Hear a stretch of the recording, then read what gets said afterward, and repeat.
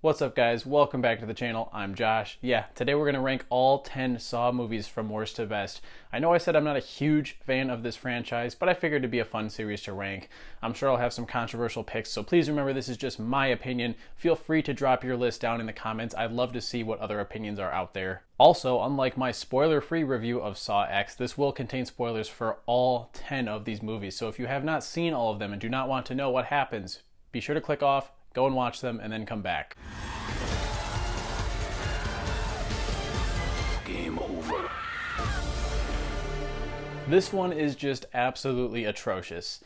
Saw 3D is honestly more of a comedy, and the funny thing is that this was meant to be a grand finale to the series, even though it would go on to be revived later. There are basically two plot lines going on simultaneously in this movie. The first one is we have this new character played by Sean Patrick Flanery, who essentially faked being a survivor of a jigsaw trap, and now he's accumulating wealth and fame off of it, so he's going to be punished for that, of course. I will say that is actually kind of a cool idea, but it's really poorly executed. I don't care about him as a character whatsoever, and the end really kind of pulls the whole movie apart when his wife dies quite possibly the most brutal death in the entire series, and she was completely innocent. To me, that really goes against Jigsaw's philosophy. There are some mildly creative traps in this one, like the horsepower trap, the silent circle as it's been dubbed, but this movie doesn't even really do the gore right. It's all pink and vibrant colored, apparently because this movie was originally filmed to be in 3D, and I guess the pink blood somehow looks better when you watch it in 3D. It doesn't look good on home media though, that's for sure. It has a final twist. They decided to bring Dr. Gordon back from the first movie, and surprise, surprise, he was a Jigsaw accomplice all along, and he ends up being the foil to Hoffman. It all gets so ridiculous. This is the epitome of Saw being a soap opera as a series. It has all sorts of other weird stuff in it. I mean, it opens up with this public execution style trap, and it's so laughably cheesy. I mean, completely disregarding the pink blood. The whole point of this trap is that there's a love triangle, and this girl was cheating on these two guys. How did John Kramer or Hoffman have time to set all this up for such a pointless reason? This movie is garbage. It's kind of fun to watch if you go in with that knowledge and just want to laugh at it. But other than that, terrible. You think it's over just because I'm dead? It's not over. I feel like this is going to be the first of several hot takes in this video, but I really don't care for Saw 4. I mean, they had just killed off John Kramer in the previous film, and already they're trying to keep him as one of the forefront characters in this movie. And of course, the only way they can really do that is by flashbacks and showing his backstory, how he became the infamous serial killer that he would go on to be. And ultimately, they probably shouldn't have just killed him off at all if they wanted to make more of them, because it feels like this movie is really stretching to keep him involved in the story. Instead, we're introduced to Hoffman, who's really just a poor man's version of John Kramer. And the main character in this is, I guess you could say, Detective Rigg, and he's a really boring lead. He's kind of just been a background character up until this point. It feels weird to put him in the front of the picture. And the reason that he's being tested in this is essentially, I guess he busts down doors too quickly without thinking. Such a stupid motivation. I think Saw 4 also has quite possibly the worst roster of traps out of the entire franchise. There's not a single one that I find really memorable. I guess the early one where the one guy has his mouth sewn shut and the other guy has his eyes sewn shut, kind of a cool idea, but it's not resolved in a way where I was like, oh, that's a good use of this premise of a trap. This one also brings back Donnie Wahlberg's character, only to have him stand on an ice block for a vast majority of the film, and then kill him off at the end. It's like, what was the point, other than showing that he's still here and bringing back the actor? To me, this one really marks the point in the franchise where things become way too convoluted. It becomes obsessed with showing scenes from previous movies and going, surprise, this person was actually there the whole time, and it's supposed to change the way you interpret it. I don't like those twists. It makes Saw feel episodic. I want a contained movie that's focused on delivering an experience in and of itself, not trying to just widen the mythos. Hello, Agent Straum. If you're hearing this, then you finally found what you've been looking for. In all fairness, Saw 5 is not much better than Saw 4. In fact, I think they're pretty interchangeable. But to me, I think the dynamic and cat and mouse game with Straum and Hoffman is a little bit more entertaining to watch than Detective Rigg being punished for, I guess, being good at his job. There are a few more memorable moments, like the water cube and the tracheotomy that Straum performs on himself, which is highly implausible, but still very entertaining to watch. Also, this is one of the rare instances in which some of the characters actually survive being tested, and they do so by learning to work together. I stand by the fact, though, that the ideas are better than the execution. I mean, Malik and Britt are still not interesting characters whatsoever. Things are set up in this movie and aren't even addressed until the next one, again, adding to that episodic soap opera feel. Once again, we get more flashbacks with John Kramer, this time how he recruits Hoffman. That's a lot of stuff that I just didn't need to see. It's like, we don't need to see the background and how each and every character was somehow present in the previous entries. Just make it your own film. Much like 4, I feel like this one just has really weak traps as a whole. It's not good, guys. I had to rewatch a couple of these because I couldn't remember what happened in which movie because they're so episodic in nature. And these bottom 3 on my list were genuinely really tough to get through. Hello, Detective Banks. When was the last time you saw your father? I want to paint a picture for you real quick. The pandemic had been raging for over a year now. Cinemas were finally starting to open back up, and the first thing that I managed to catch in theaters was Spiral from the Book of Saw. So needless to say, I walked out of this movie a little more happy than I am having rewatched it. Just because it was nice to actually sit down in a movie theater again and experience something on the big screen. Now, supposedly, Chris Rock pitched this idea to the studio as some sort of brand new reimagining of the Saw franchise. I don't know what the hell they changed in the filmmaking process, but to me, this comes off as just another copycat Jigsaw killer putting people in traps. The police are trying to figure out who it is. The only difference this time is that it does attempt to dive into a little bit of social commentary. I guess it was an admirable attempt. I don't know, the whole "our entire police force is corrupt" thing comes off as so cheesy. Chris Rock is okay as the lead. His opening monologue about Forrest Gump was actually pretty great, but man, anytime things get intense, he overacts big time. Sam Jackson is of course great. I wish he was in the movie more. His presence is not very well utilized. A few of the traps are okay, but they really more so feel like an afterthought. It feels like they made a movie that had more police procedural elements to it, and then they were like, oh wait, shit, this is a Saw movie, so every half hour let's just have a random character get kidnapped, thrown into a trap, and then we rinse and repeat. And there isn't really much of a twist ending to this, and that's what Saw is known for. Instead, it's more so just a mystery of who the killer is. It was so obvious to me when they killed off Max Minghell's character off screen that it was going to be him. And I think he's a good actor, but man, his attempt to be this serial killer mastermind really didn't work for me. This is the first watchable film on the list, though. I think you can genuinely sit down and watch this and find some redeeming qualities, so it has that going for it.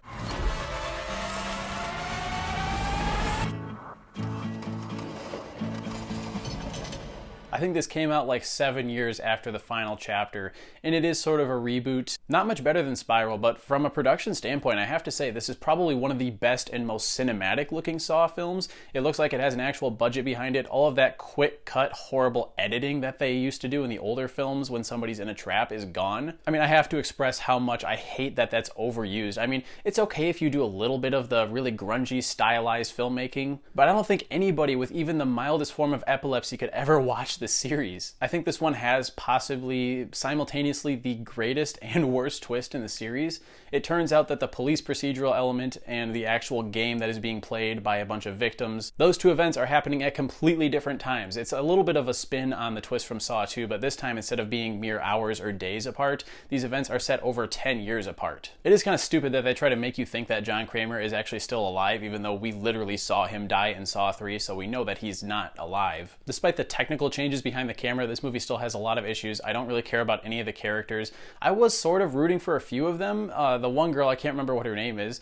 I liked her enough until we find out she killed her own baby. Damn you, Saw, and trying to make me root for these characters only to discover they're absolute pieces of shit. The twist in this one does raise a lot of plot holes, though. I don't really buy John Kramer putting this Logan guy in his first trap and randomly deciding to spare him because he didn't mean to screw up John's x-ray. He didn't do it on purpose. John's killed people for a lot less than that. And really the whole idea of introducing another copycat who is supposedly there from the start, it's just ridiculous how many times that's been done now. We've got Dr. Gordon, we've got Hoffman, and now I've got this Logan guy. It doesn't all fit together, man. It makes zero sense. This one's still a turd, but it's a watchable one for sure. 6 ride the carousel. But only 2 can get off.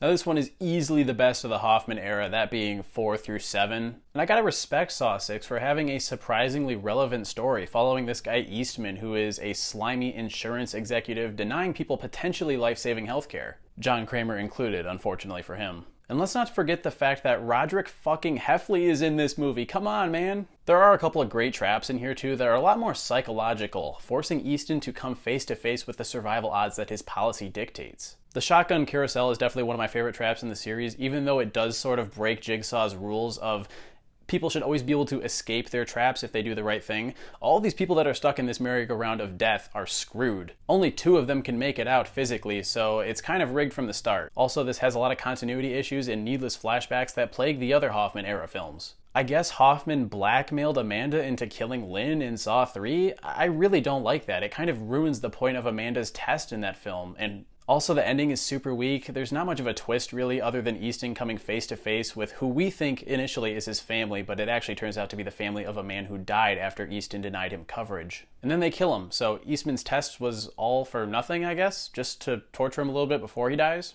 I don't know, this one does have redeeming qualities. I'll say it's just mediocre. I'll help you. I don't need your help, and I can tell you still don't understand.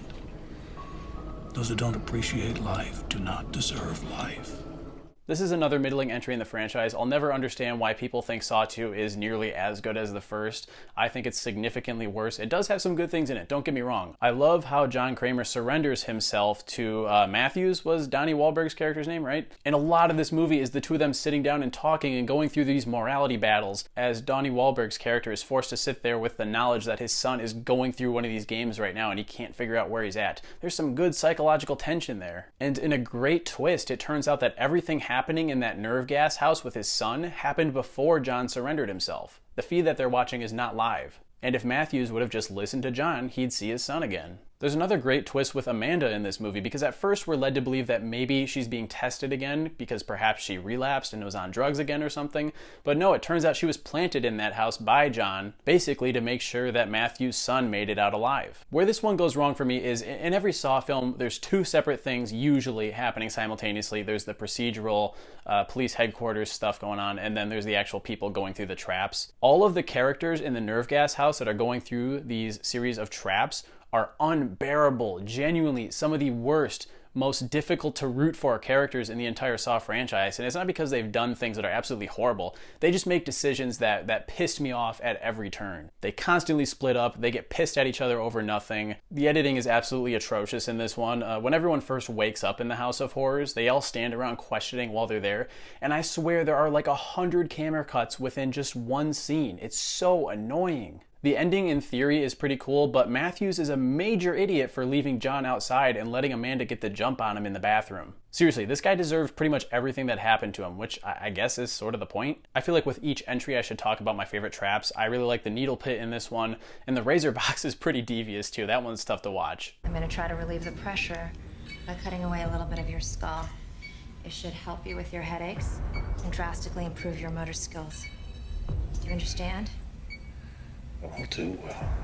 We've got another controversial one here. I think it might be an unpopular opinion to put this one over to, but I really like certain things about Saw 3. I mean, it has a clever setup. John is on his deathbed, so he forces this renowned doctor named Lynn to keep him alive while his final game plays out. If he flatlines, this collar she has around her head will detonate and kill her. Meanwhile, Amanda is setting up more traps, but she's going against John's philosophy by making them essentially unbeatable. I mean, poor Carrie, she didn't deserve that, and I really would have liked to seen more of Dina Meyer in this. Easily the weakest part of this movie is Jeff, who plays through a series of games that are meant to teach him forgiveness for the man who killed his son in a drunk driving accident. Over the course of this film, Jeff discovers many people responsible for letting his son's killer go free and a bunch of different traps. And my god, does he rival some of the characters in Saw 2 for just having a complete lack of decisiveness. And he does eventually decide to try to save some of them. But by the time he does so, it's just too late because the dude stood around contemplating it for too long. Like, make up your damn mind, dude. Again, a couple of great twists, though. I mean, it turns out Jeff is Lynn's husband, which I would have seen coming if they hadn't shown Lynn getting cozy with another man earlier in the film. It also turns out that this whole thing was really a test for Amanda, which she fails by killing Lynn after John proclaims that she's free to leave. This leads to an absolute bloodbath of a finale that winds up killing just about everyone in that room. It probably should have just ended there, but of course it doesn't. After Jeff kills John Kramer, he picks up a tape, hits play, and it's revealed that they have his daughter being held somewhere and she's running out of air, so now he has to play another series of games,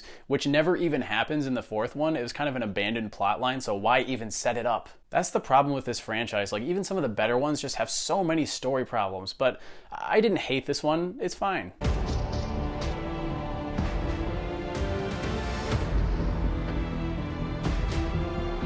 One of the things that struck me about this movie when I was first sitting down to watch it is that it starts out very different from virtually every other Saw film.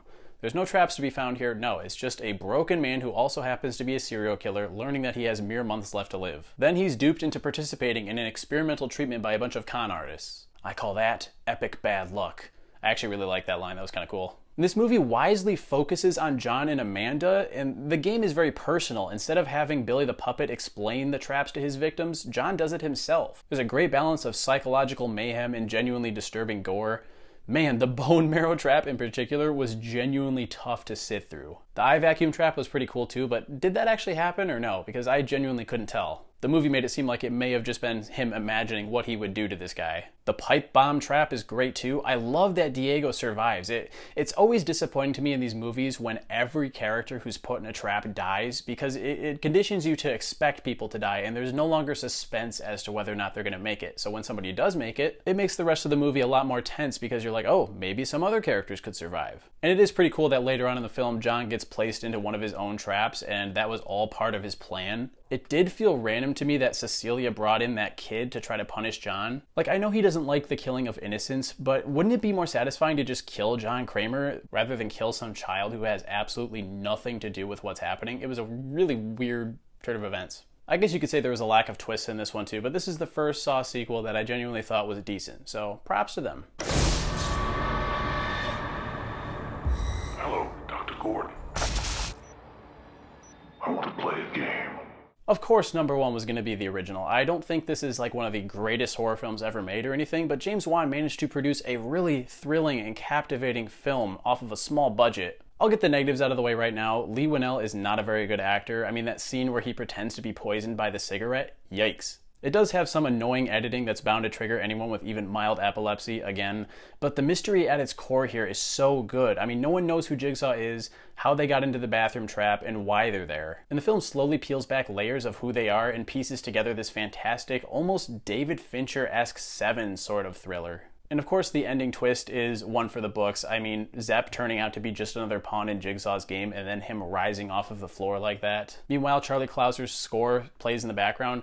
It's excellent, man. So yeah, Saw, definitely number one. There you have it, guys. That is my take on the entire Saw franchise. Again, don't forget to let me know in the comments what you think and what your order would be for these. This has been a long and very difficult to put together video, but I will try to do more rankings in the future. If you want to see more, be sure to like this video and subscribe to see more.